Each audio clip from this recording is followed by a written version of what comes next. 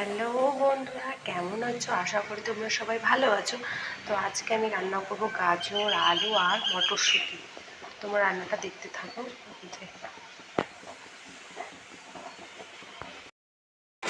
এখানে আমি সর্ষের তেলে পেঁয়াজ কুচি,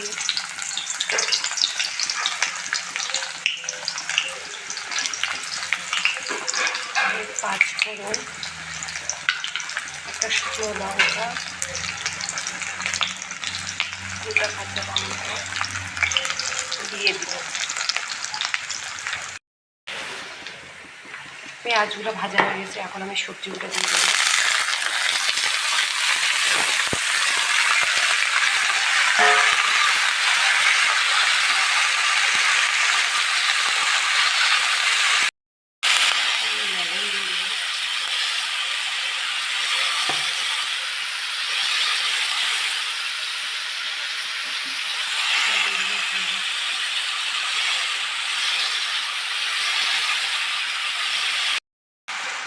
হলুদ লবণ দেওয়া হয়ে গেলে আমি এটাকে এখন ঢেকে দিব।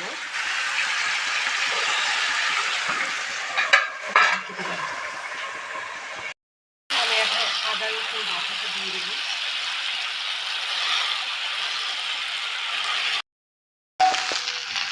সবজিটা ভাজা হয়ে গেছে, এখন আমি সিদ্ধ হওয়ার জন্য জল দিই।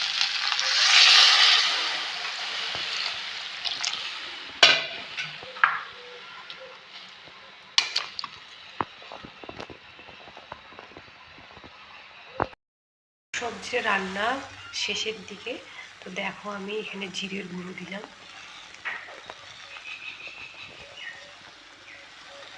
আর দিব ধনে পাতা কুচি।